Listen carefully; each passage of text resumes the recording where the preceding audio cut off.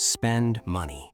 And instead of pleasure comes a burden, an annoyance that's hard to explain, a silent guilt, a feeling that you did something wrong even when you could afford to pay for it.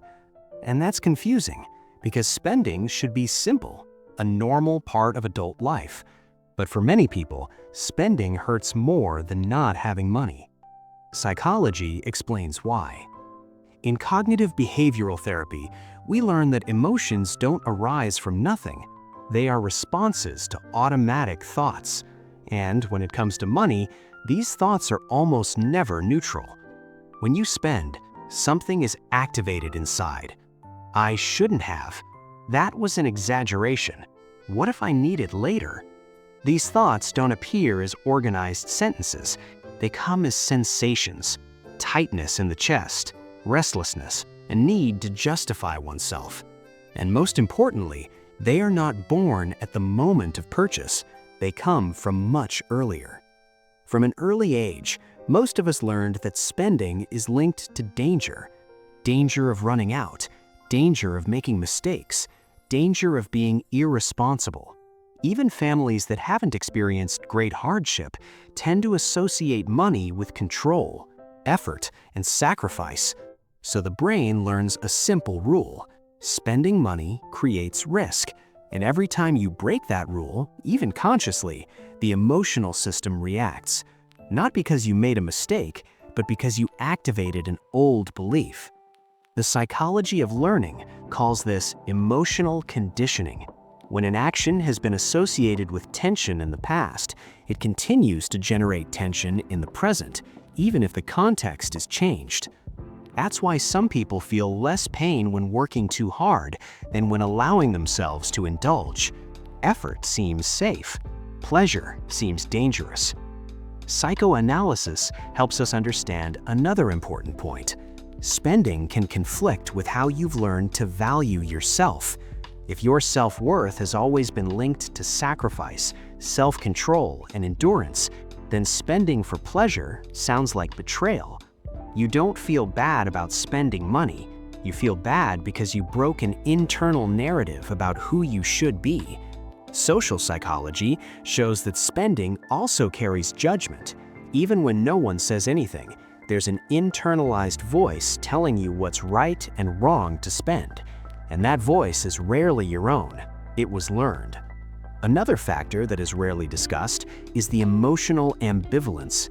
Spending can generate pleasure and fear at the same time. The brain enjoys the reward but fears the loss. When these emotions conflict, guilt appears as an attempt at control. And here's a key point. Guilt doesn't arise to protect you financially. It arises to maintain consistency with old beliefs. The problem is that this guilt doesn't teach you to spend better. It only turns money into a constant source of stress. When spending becomes a moral issue, right or wrong, you lose the chance to learn to spend consciously. Everything becomes excess or restriction, never balance. And until this is understood, money continues to trigger emotions that seem disproportionate to the act itself.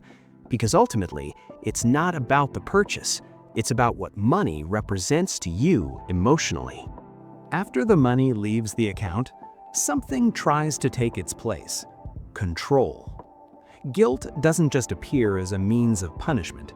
It emerges as the brain's attempt to regain a sense of order. In psychology, this is called maladaptive self-regulation strategy. Instead of teaching, guilt paralyzes. In cognitive behavioral therapy, we understand that people who are very rigid with money have generally learned that making mistakes is costly, emotionally. So they try to avoid any possible mistake. The problem is that life requires imperfect choices. When you blame yourself for spending, you're often not evaluating the real impact of the purchase, but judging yourself as a person. The thought stops being, "Did that make sense?" and becomes, "I was irresponsible." This shift is dangerous because it transforms financial decisions into attacks on identity. Behavioral psychology reveals another common phenomenon: rebound effect of self-control. The more you restrain yourself, the more the desire grows. And when it finally expresses itself, it comes accompanied by shame. That's why many people alternate between long periods of extreme restraint and episodes of impulsive spending.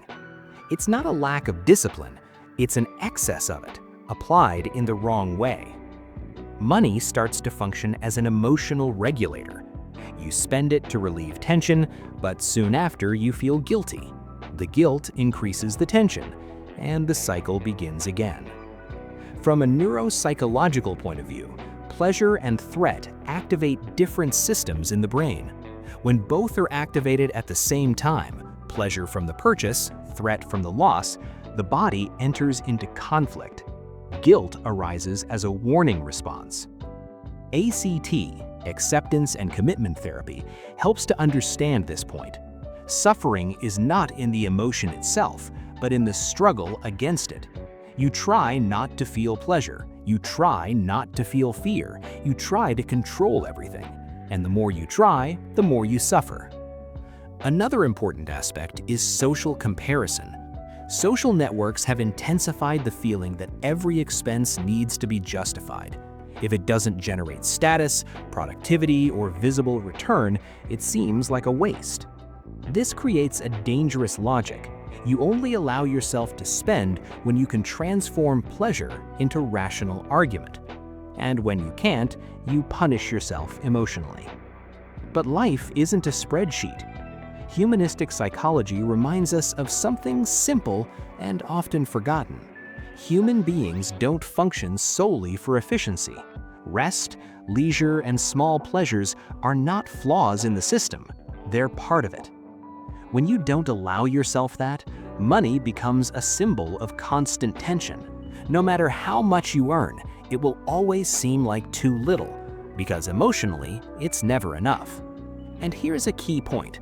Feeling guilty about spending doesn't make you more responsible, it makes you more anxious, and anxiety rarely improves financial decisions. The solution isn't about spending more or less, it's about understanding why spending triggers so much emotion. When you start observing your thoughts after a purchase, instead of attacking yourself, something changes. Guilt loses its power. Money ceases to be the judge and becomes a tool. And this change begins within, not in the bank statement. At some point in life, almost everyone turns money into an internal court of law. Every expense becomes a test. Every purchase is a verdict on who you are. But money was never meant to measure personal worth. He only started doing that when old emotions became nameless. In cognitive behavioral therapy, change begins when you realize that guilt is not a compass. It doesn't point in a direction, it only points to fear. Fear of making mistakes, of failing, of losing control. When you replace the question, "Should I have done that?" with, "What did this expense mean to me?" something inside you reorganizes itself. The focus shifts from attack to understanding. Some expenses are conscious choices. Others are attempts to alleviate pain, tiredness, or loneliness. Recognizing this doesn't make you weak, it makes you honest. Humanistic psychology reminds us that human beings don't live by logic alone. They live by meaning. And when you deny that, money becomes a stage for internal conflict.